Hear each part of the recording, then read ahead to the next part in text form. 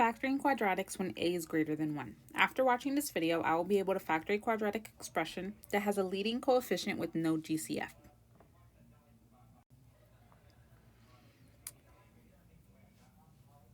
In order to factor a quadratic expression that has a greater than 1 and there is no common GCF between our three terms, then there is a list of steps that we must follow. First, we want to multiply the first and last term, so 5 times 14, which is 70. Step 2 is to list the factor combinations for that number. So 1 times 70, 2 times 35, 5 times 14, and 7 times 10. And we want to see which combination adds up to the middle term. Since the middle term is 17, 7 and 10 would add up to equal 17. Then we want to take the middle term and we want to break it apart by using the factor combinations. So I'm going to keep the 5k squared, but the 17 will now become 7k and 10k, and I'm going to keep the 14.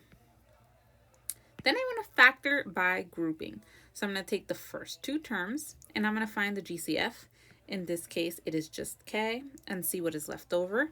So I am left with 5k plus 7. Then when I take the GCF of the last two terms, so the GCF would be 2. So 10 divided by 2 is 5. K stays. 14 divided by 2 is 7. And then we just want to write our final answer. Because our two parentheses are the same, I know that I did something correct, and I will write that one time. And then I want to write whatever is left over on the outside together in one parentheses. This would be my answer. So again, we want to follow our steps. So 2 times 3 gives me 6. And we want to list factors of 6. So that's going to be 1 and 6, 2 and 3. And this time we want to see which one adds up to the middle term of -5. Because when I multiply the two numbers, I get a positive, but then I add them and I get a negative. That means both of the numbers must be negative. So that means 2 and 3 will give me -5.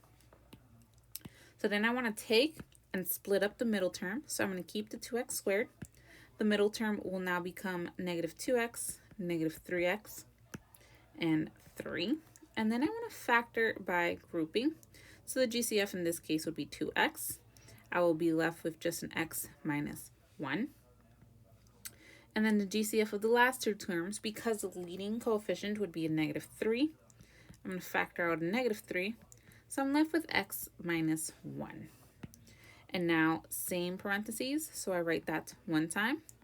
And whatever is left over goes together in one parentheses.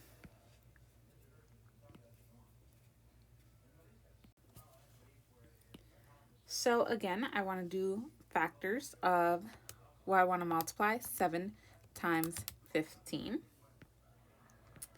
So that gives me 105. And now I want to list factors of 105.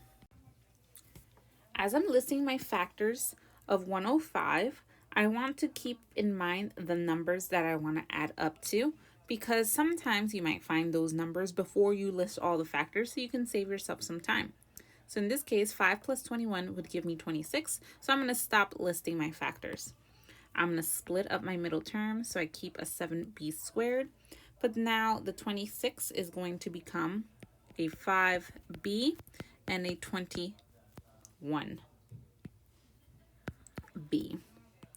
And the 15 stays. Then I want to factor by grouping. So the GCF for the first term would be b. I'll be left with 7b plus 5. The GCF for the last term will be 3. So I'll be left with 7b plus 5. And then we want to write our parentheses one time, and whatever is left over on the outside goes together in one parentheses. You should pause your video, try and do this problem, and then press play to see if you got the answer correct. Pause your video now.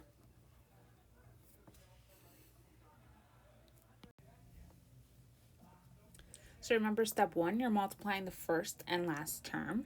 Step 2, you want to list all the factors of that multiplication. Step 3, you want to see which set of numbers adds up to equal the middle term.